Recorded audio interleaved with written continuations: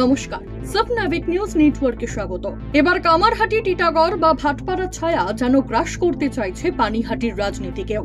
1952 সালের পর ডিলিমিটেশন হয়ে খড়দহ বিধানসভা থেকে পানিহাটি বিধানসভা তৈরি হয়েছিল 1967 সালে। আর সেই সময় থেকে গতকাল পর্যন্ত পানিহাটিতে এমন ন্যক্কারজনক রাজনৈতিক ঘটনা কখনো ঘটেছে বলে মনে করতে পারছেন না বাসিন্দারা। বিরুদ্ধ রাজনৈতিক দলের মধ্যে লড়াই হয়েছে, মারামারি হয়েছে, কিন্তু প্রকাশ্যে গুন্ডাগিরি না, মনে করতে পারছেন না পানিহাটিবাসী। ঠিক যেন কামারহাটি বা জগদ্দল ভাটপাড়ার ছবি। একদল উন্মত্ত তৃণমূল সমর্থক প্রকাশ্যে ভাঙচুর করছে অন্য এক তৃণমূল নেতার দপ্তর, যার বিরুদ্ধে উঠে আসছে সমাজ বিরোধী বা কুখ্যাত দুষ্কৃতীদের মদত দেবার, তোলাবাজি, সাট্টা জুয়ার ঠেক চালাবার অভিযোগ। অভিযুক্তও পাল্টা অভিযোগ জানাচ্ছেন তাকে হুমকি দেওয়া হয়েছে, দল করতে দেয়া হচ্ছে না, ইত্যাদি ইত্যাদি। পানিহাটির তৃণমূলী ইতিহাসে নির্মল ঘোষ ও কমল দাসের দ্বন্দ্ব সর্বজন বিদিত, কিন্তু সেটা ছিল দলের অন্তরে। কেউ কখনো কারোর বিরুদ্ধে এমন প্রকাশ্যে মারামারি করে হুমকি দিয়ে গায়ের জোর দেখাননি, বরং প্রকাশ্যে দুই বর্ষিয়ান নেতার সখ্যতা ছিল চোখে পড়ার মতো। আর এমন ছবি আমরা দেখতে অভ্যস্ত ছিলাম সেই কামারহাটি, জগদ্দল বা ভাটপাড়ায়।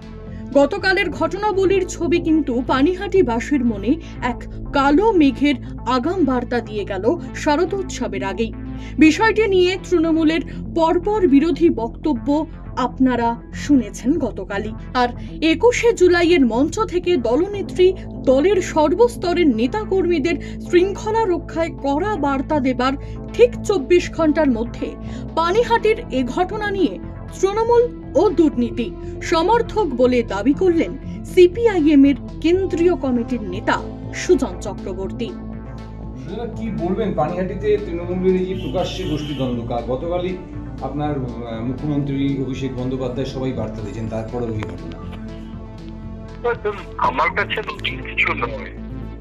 দলটার নাম হবে তৃণমূল কংগ্রেস, আর সেখানে গোষ্ঠীদ্বন্দ্ব থাকবে না, তোলাবাজি হবে না, একজন আরেকজনকে দাপট দেখাবে না, সমাজের উপরে দাপট দেখাতে দেখাতে বিরোধীদের উপরে আক্রমণ করতে করতে, বিরোধীদের নানান রকমের অধিকার খর্ব করতে করতে এখন তৃণমূলের ওয়াই এর উপরে আক্রমণ করবে। কাউন্সিলরের বাহিনী আর ওদিকে কি যুবক তৃণমূল রেখে একটা তার বাহিনী, যে কার চাইতে বড় টেক্কাবাজি করতে পারবে, যে কার উপরে চলবে, দখলদারির লড়াই। এই লড়াইটাই তো স্বাভাবিক। তৃণমূল নেহাত মুখ্যমন্ত্রী কালকে বার্তা দিয়েছেন, সেইখানে মারামারি পর্যন্ত থেকে গেছে, আর বেশি হই। তা না হলে যা চলছে জায়ান্ট শেখ অথবা জেসিবি, এই হচ্ছে মডেল তৃণমূল কংগ্রেসের। জ্যোতিপ্রিয় মল্লিক এবং অনুব্রত, এরা হচ্ছে তৃণমূল কংগ্রেসের মডেল। এই মডেল নিয়ে যারা তৃণমূল, সেটা একটু লাইনও করেছে, তলায় তলায় থেকেছে। মুখ্যমন্ত্রী কালকে এই বার্তা দিয়েছেন, হয়তোবা সেই কারণে একটু নরম নরম ভাব হয়েছে।